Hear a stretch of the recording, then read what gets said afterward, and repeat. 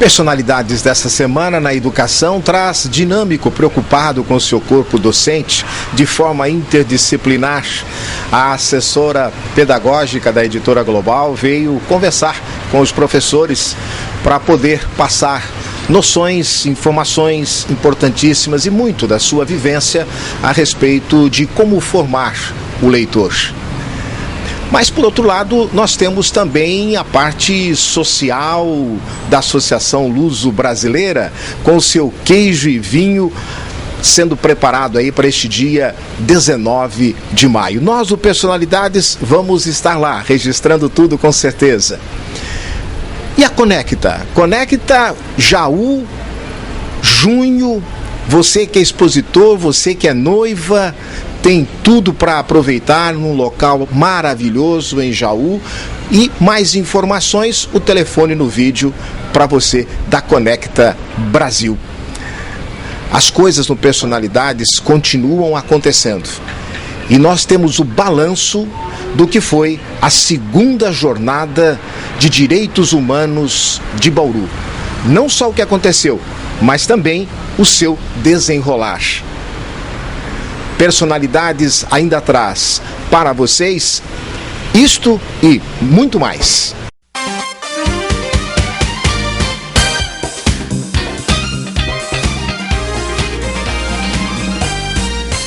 O dinâmico se sente lisonjeado, se sente feliz por ter um de seus membros, uma de suas coordenadoras, Beatriz Meirelles, a Bia, como convidada.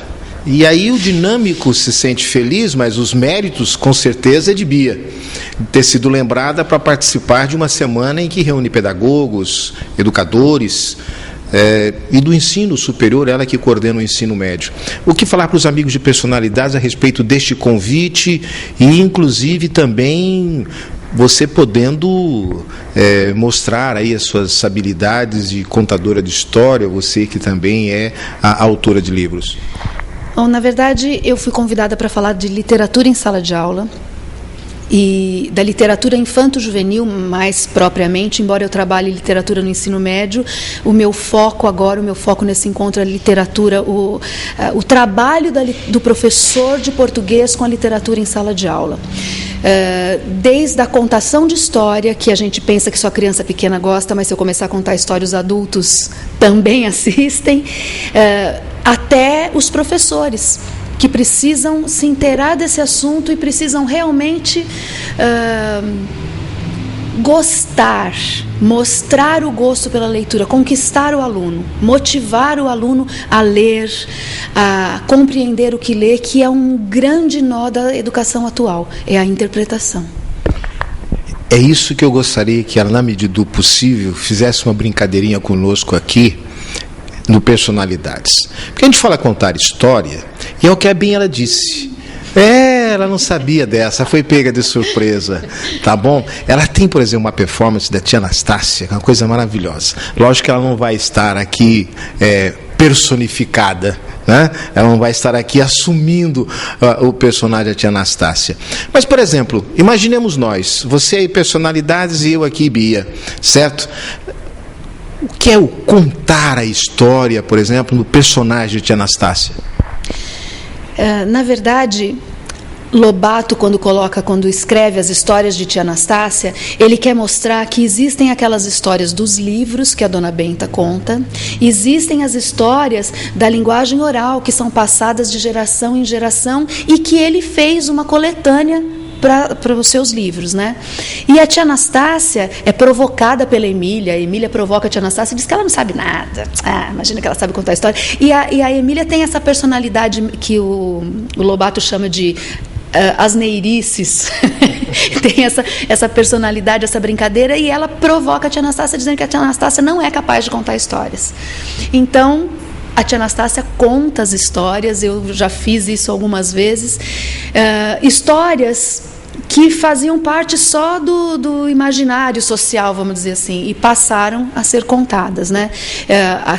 Recentemente, o Pedro Bandeira reescreveu uma das histórias que eu só achei contada pela tia Anastácia, que é a Rosa Flor e a Moura Torta.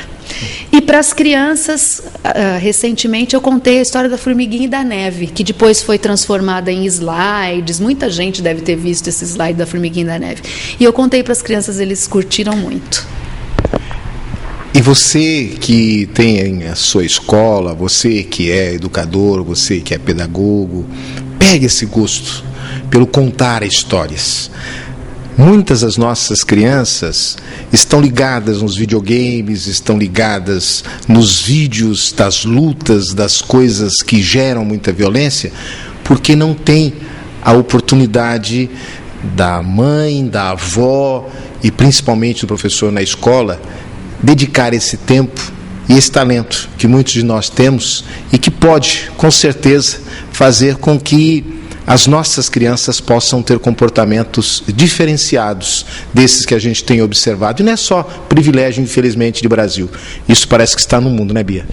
Com certeza. Eu costumo dizer que o professor que quer ganhar o aluno como leitor, ele tem que primeiro ganhar o gosto pela história. Primeiro, o aluno é um colecionador de enredos, ele vai ouvir histórias. A criança, o jovem, o adolescente. Depois é que ele vai conseguir interpretar histórias, fazer as tais das inferências, que é a relação entre um assunto e outro, que ele pode até não entender uma palavra, mas ele compreende um contexto. Mas para isso ele tem que ouvir muita história. E ao longo da minha carreira em educação, eu ouvi muita coisa sobre isso. Então, assim, você conta a história mostrando o livro assim, aí você conta a história sem mostrar o livro, porque tem que fazer a criança imaginar. Aí você conta a história com objetos na mão, porque a criança tem que abstrair o que você está dizendo para aquele objeto. Na verdade, eu descobri, eu concluí ao longo do meu trabalho, que a gente conta a história com a alma. Que a gente olha nos olhos da criança e conta a história com os olhos. Aquele prazer, aquele encantamento que a gente passa é que fazem a diferença para ele se tornar um leitor. Clodoaldo Meneghello Cardoso, coordenador da 2ª Jornada dos Direitos Humanos de Bauru. Clodoaldo, qual o balanço que faz desse período em que foi possível possibilitar não só Bauru, mas suas diferentes entidades, e inclusive convidados de todo o país para refletir sobre esse tema tão importante e que traz a oportunidade de tantas modificações para o comportamento do próprio brasileiro? Eu acho que nós somos muito felizes em escolher esse tema, e o balanço da jornada foi extremamente positivo, pela reunião desses nomes, como você falou, a nível nacional, tanto da Comissão da Anistia como da peça, né? E também pelo envolvimento de um número enorme de pessoas nessa jornada. Então, só para você ter uma ideia, na parte relativa à peça, nós reunimos 2.000 jovens, né, no Teatro Municipal, as 5 apresentações. Então, o balanço é extremamente positivo, porque vai ter uma série de desdobramentos em Bauru e região dessa jornada. Que desdobramentos seriam esses? Então, nós poderíamos citar 2 tipos de desdobramento. Um de caráter mais político, que se iniciou na Câmara com a discussão da criação da Comissão Municipal da Verdade, como auxiliadora,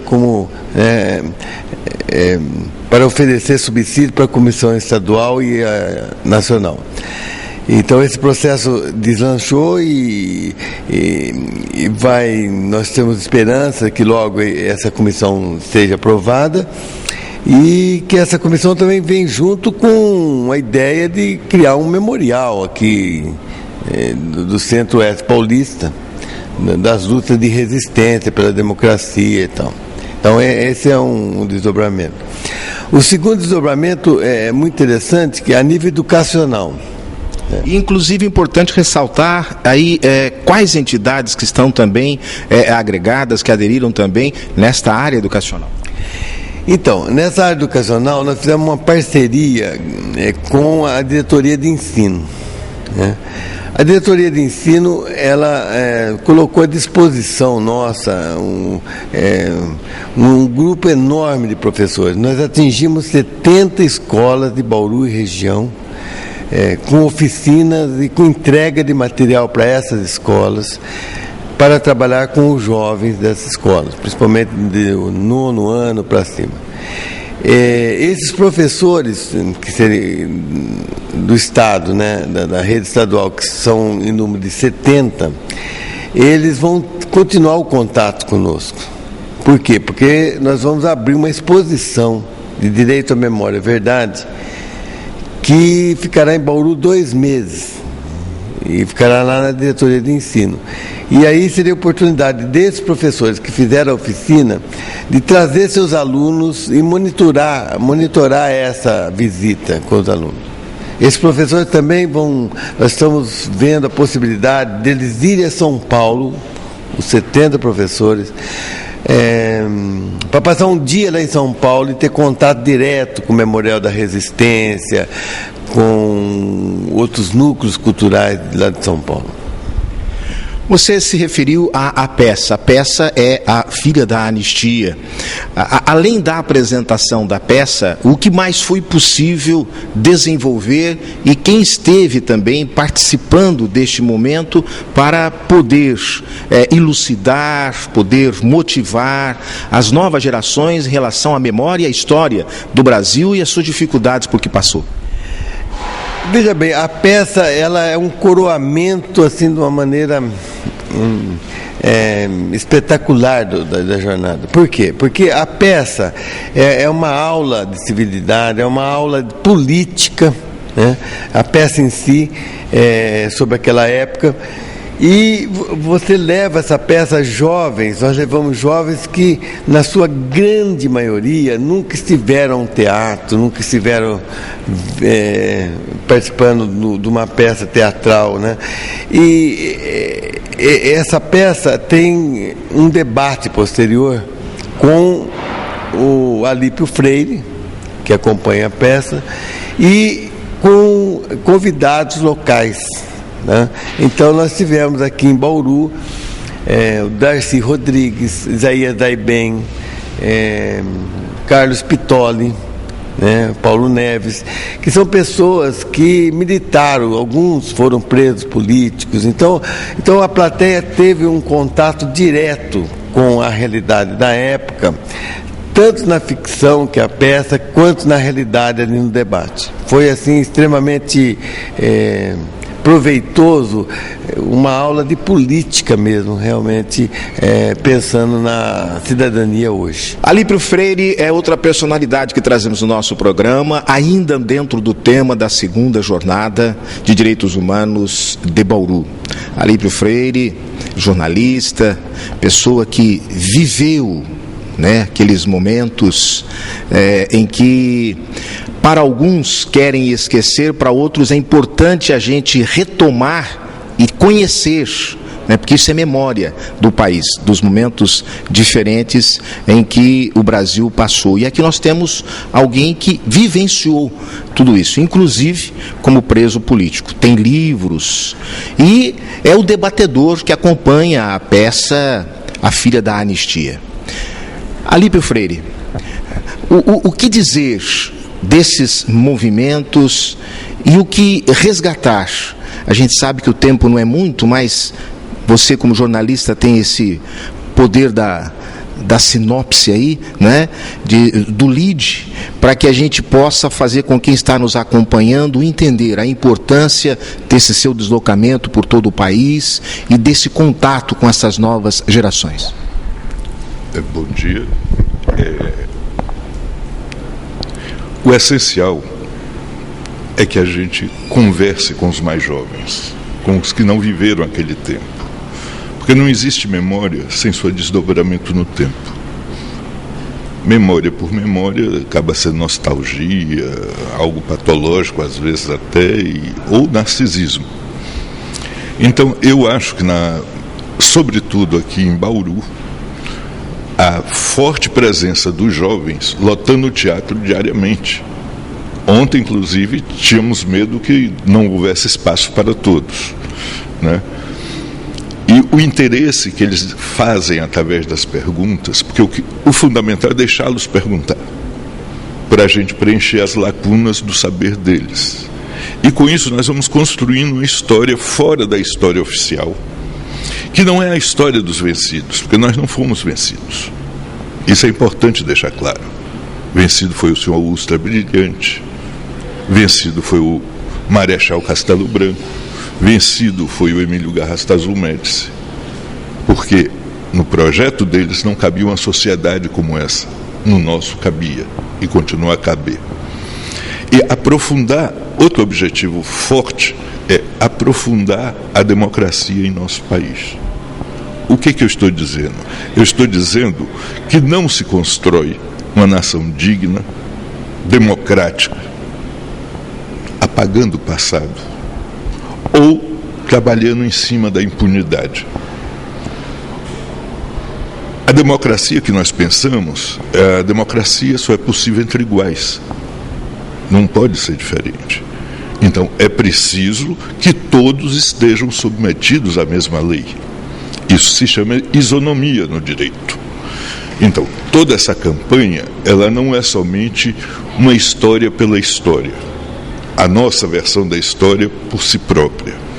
É a nossa versão da história para entender o presente e para construir o futuro.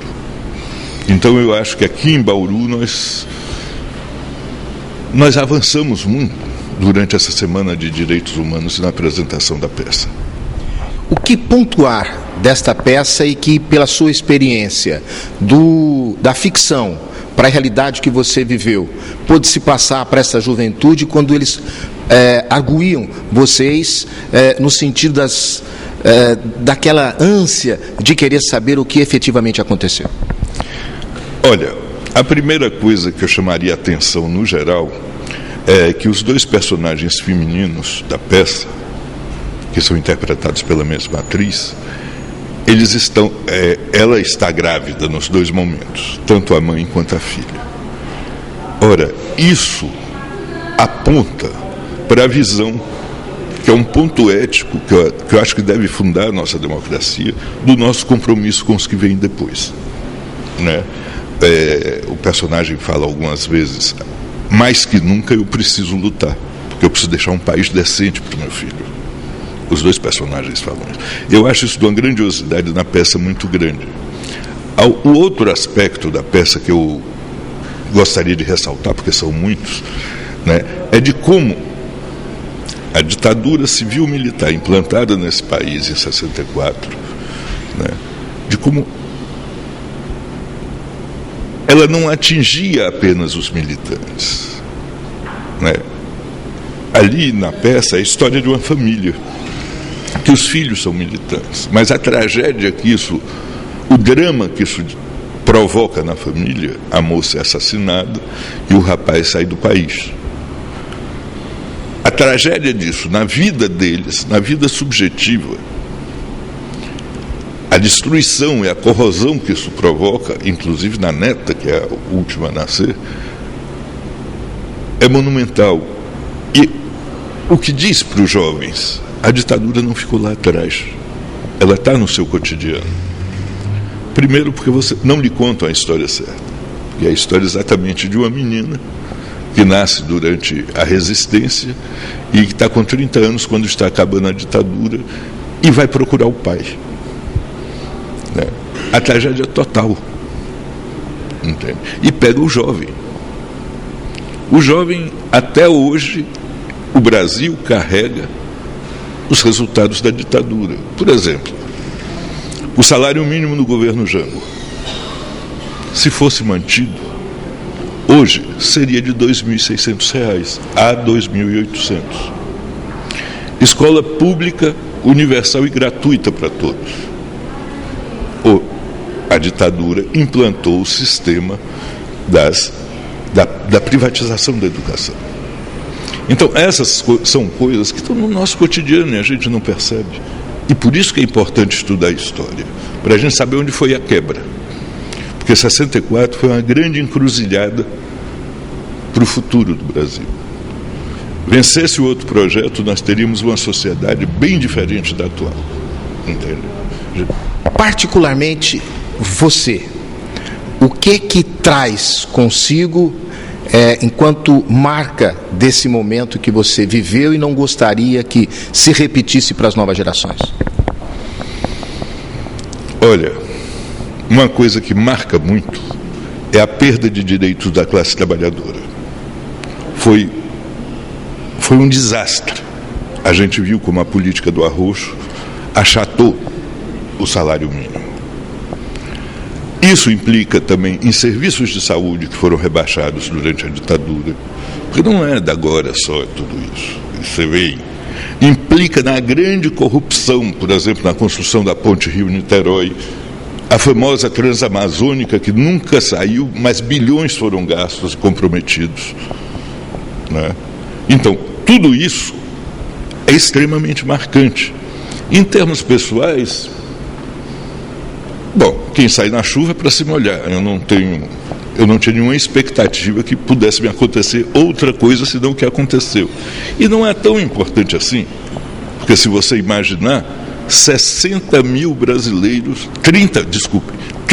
brasileiros foram torturados. Desses a gente já tem documentação. E tem outros ainda que a gente está procurando. Entende? Então, se acontecesse só comigo, seria grave.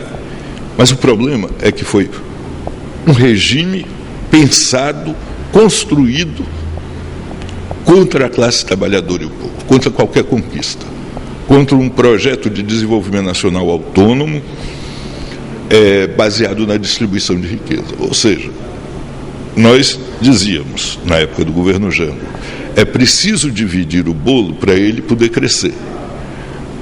Qual foi a teoria que veio depois? É preciso o bolo crescer para depois dividir. Até hoje não dividiu nada. Nada. Veja os salários, né?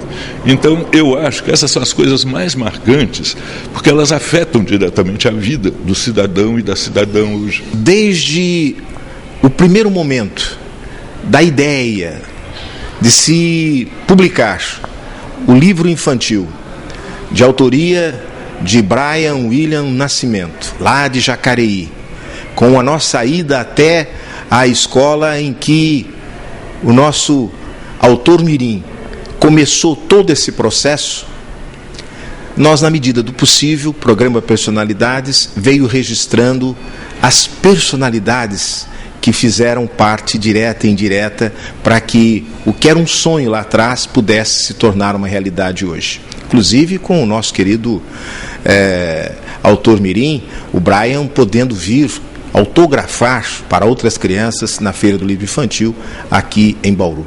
Mas a ilustração, aquele toque todo especial que foi dado ao livro do nosso querido Brian, está aqui a responsável. Citada muitas vezes, mas nunca apresentada como vamos fazer no programa de hoje. É a nossa querida Laís Jerônimo.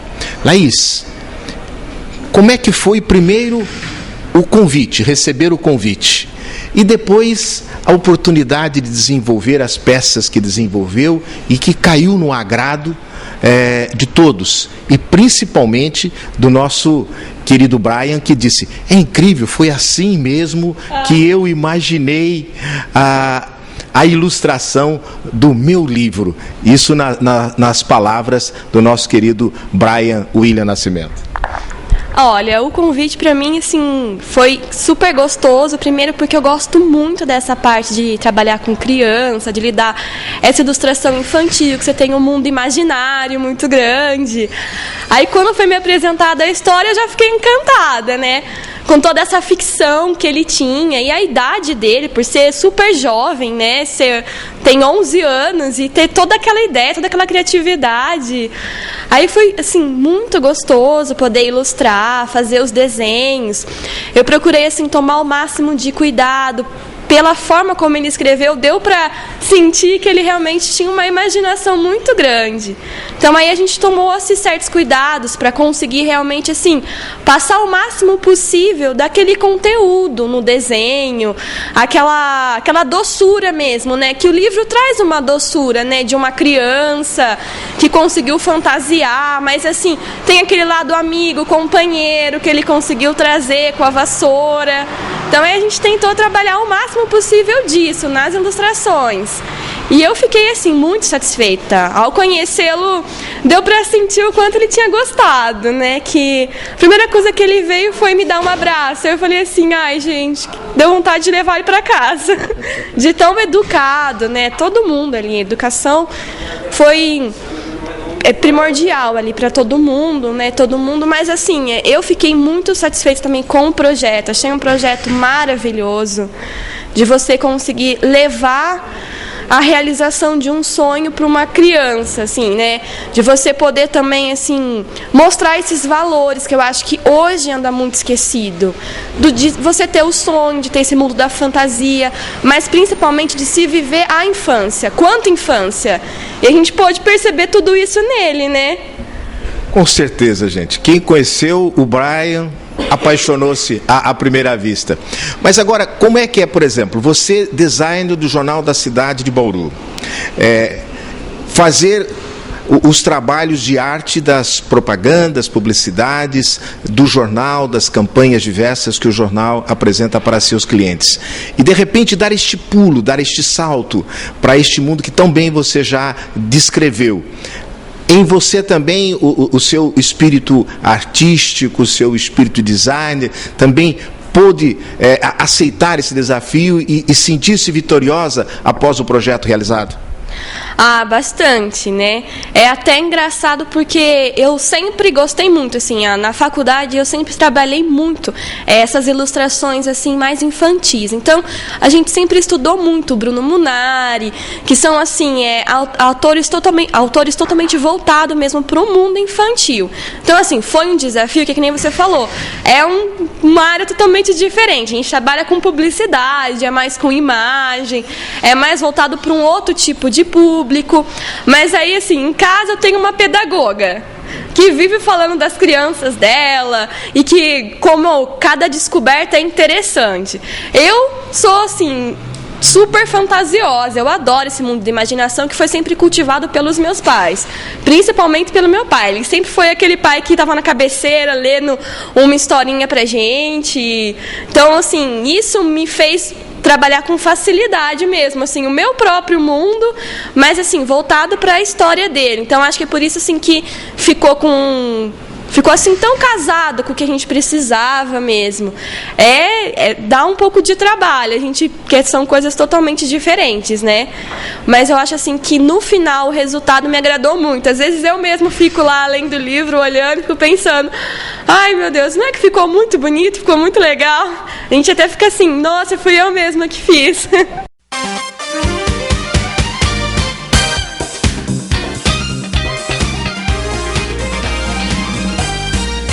E assim chegamos ao término do Personalidades desta semana, lembrando que na semana que vem tem mais. E de repente o nosso entrevistado, a nossa entrevistada pode ser você. Até lá.